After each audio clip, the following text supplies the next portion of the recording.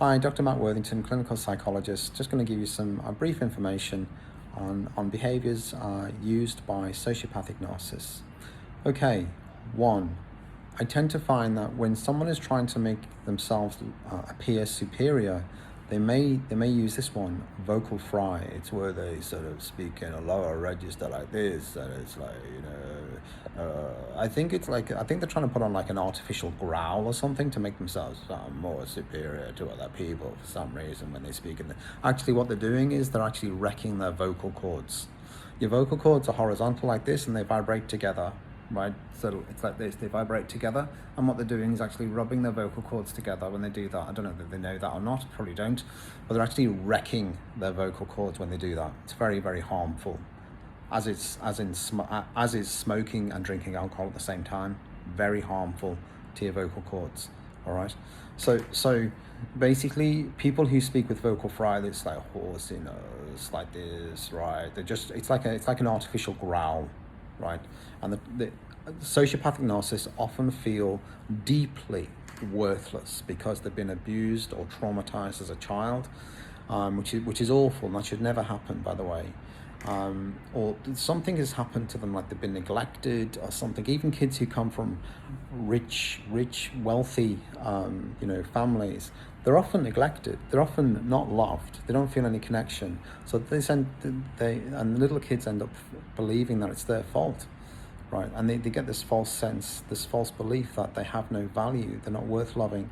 So what they begin to do is they begin to overcompensate and try to make themselves sound clever. That's why often they will look perfect to make themselves attractable, acceptable to other people. So, and they're very, they often, not all the time, but often they'll take care of their weight and might be obsessed with their appearance. They become very externally focused, desperate for acceptance from anybody. Okay, so vocal fry is one, and the other one is up-talking. They tend to up-talk all the time to make them sound intelligent. Again, it's just annoying, right? Because it's just inauthentic. You can't trust someone like that. Anybody who talks like this, it's just like fucking annoying, right? It's inauthentic. You can't trust that. Walk away from it, or say, "Why do you talk like that? Is that real? Is that really you? Seriously, that's not really you. The real you is a beautiful person underneath all this false crap that you're putting up, right? There's a beautiful child inside of you, right, that unfortunately is wrapped up in all this barbed wire of vocal fry and up-talking and all the other stuff. Unfortunately, the beautiful child is wrapped in all these toxic strategies. Another one is love bombing. They use a tactic called love bombing. So love bombing is where they give you anything you want, and they find out all your little secrets when they first meet you, and they just seem to treat you like royalty, right? And you're like, whoa! And it just feels, and this is particularly powerful on people, again, who haven't been loved very much as a child. So a sociopathic narcissist can come along and love bomb you, and they just seem to know what you want, right? And what they're actually doing is creating obligation. They're creating obligation, and they're finding out your vulnerabilities, right? So that's another one. They will love bomb you and make you feel like a king or a queen, and in that process, they're just doing the homework, really, finding out what makes you feel good and what makes you feel bad, and just to use that later on against you. Okay. The other thing they'll do is they'll use complicated jargon, complicated words, and they'll just talk. It's just noise. It's like blah blah blah blah blah blah blah blah blah blah blah blah blah blah blah. Right? It's just words. There's no substance to it. There's no meaning to it. They don't really know what they're talking about. It's just words, and they'll try and wrap you up in words. And this is often how they get high up in organizations. They just blast people with words, right? And there's no if you push them, they can't really come up with any sort of substance, any meaning. If you ask them to explain something in simple terms, they can't. They won't be able to, because they haven't done the real work. They know how to bamboozle people with jargon, right? But they don't know how to actually, they don't really understand what they're talking about, to be honest with you. That's a very common one. They're often inept, right? And they want to get powerful positions, and often they're responsible for destroying the morale in organizations. They're behind all the workplace bullying, these key performance indicators and performance reviews.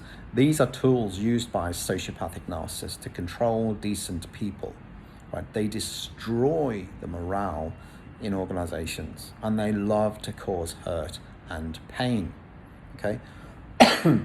So another one is they will gaslight. This was where I think I mentioned this in a previous video. It comes from a play, the title of a play called Gaslight, which is turned into a movie called Gaslight, and it's where this guy keeps on turning gaslights up and down. It's set in the 1800s or something, and his wife says, "Oh, it's gone darker," and he says, "No, it hasn't. It's still the same."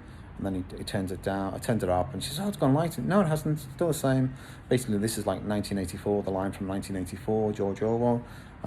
Tell me you see three fingers. Tell me you see three fingers, even if you see four. I want you to say you see three, and I want you to believe you see three, right? So what they're doing is they're messing around with your sense of reality and confusing you.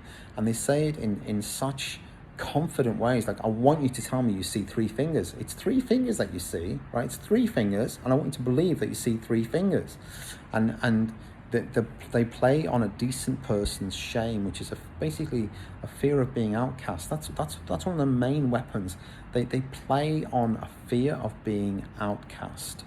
That's one of the main weapons. A play on a fear of being outcast. Right? They will love bomb appeasers, people pleasers, get them in, treat them like shit, right? Or unless they get a narcissistic sociopath into their group, and then the narcissistic sociopath will pretend to be an appeaser, and then at some stage displace the person, eat their own, who got them in, and the new sociopath will rise to the top until they are displaced by another sociopath. And they feed off appeasers. The appeasers are what's called sources of narcissistic supply. They're like just little vessels of validation or whatever. They're just controlled, right? And any dissenters are immediately put down. You're a racist. Well, they're the racist. They are the real racist. And this is because they don't give a fuck about minorities or vulnerabilities or oppression. They don't give a fuck about that. If they did, then they would know about it. And they don't. They don't care one jot. What they're actually doing is, this is another tactic, they're veiling themselves with a legitimate cause, a very legitimate cause, but they don't give a fuck about that, right? What they want to do is they want to appear legitimate, right? Like a wolf in sheep's clothing. And they will stir other people up and say, "Oh, what about this? And what about that?" And they know how to stir people up. They're very, very good at it, right? They know how to inflame anger, and then they channel that anger towards something which helps the narcissistic sociopath get what they want. It's about what the narcissistic sociopath ultimately wants, which is power. They want power. That's why these people behind the riots, they want to get rid of the police so they can have power. They want power. This is the agenda. They want power. Right? They want to be able to come to your house and take your car and make you kneel and say, "Yes, thank you, sir. Would you like anything else, sir? Would you like anything else, miss? Anything else, miss? I can give you my food if you want, miss. Do you want my house, miss?" Well, you owe me this. You don't owe them that at all. Well, this is the language they will use. You owe me this. Now, kneel down. What will it be next after kneeling down? What will they want you to do next? You owe me this. You owe me this. Now go and lick the grass clean with your tongue. Eat this gravel for your breakfast. These are lines from Life of Brian, by the way, or Monty Python. But it's true though. It's true. Go and lick my car clean.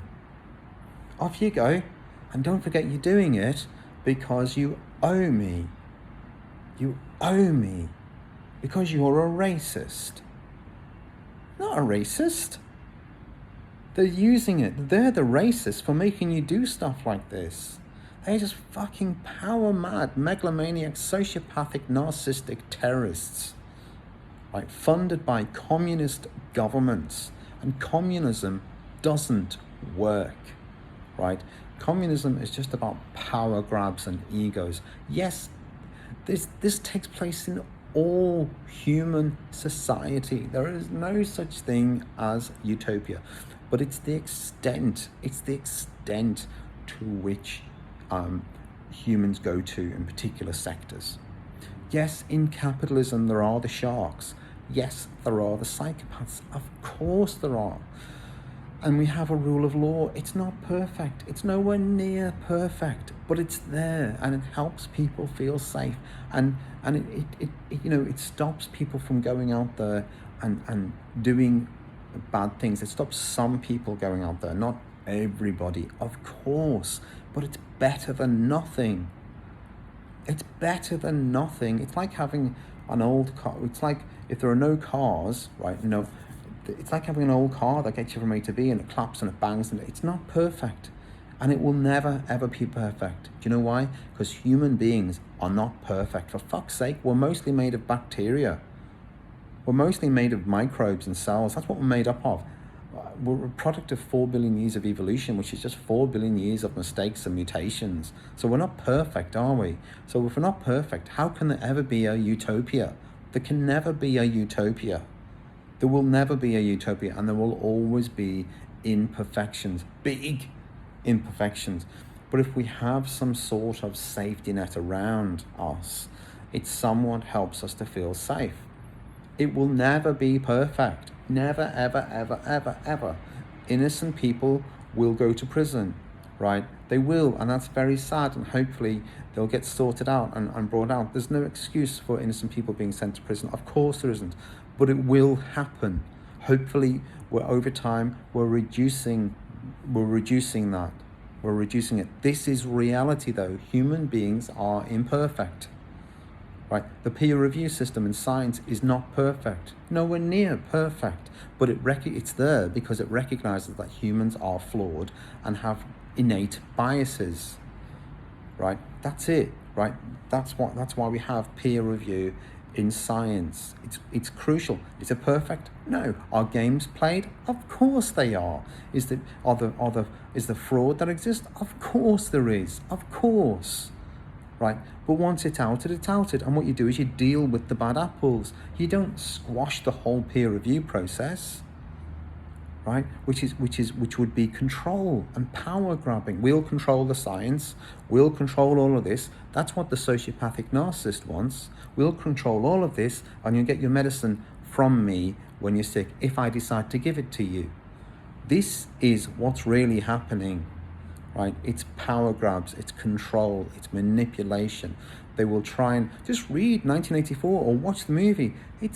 They're so incompetent, these people, these sociopathic narcissists. They just have a list of behaviors and they never change.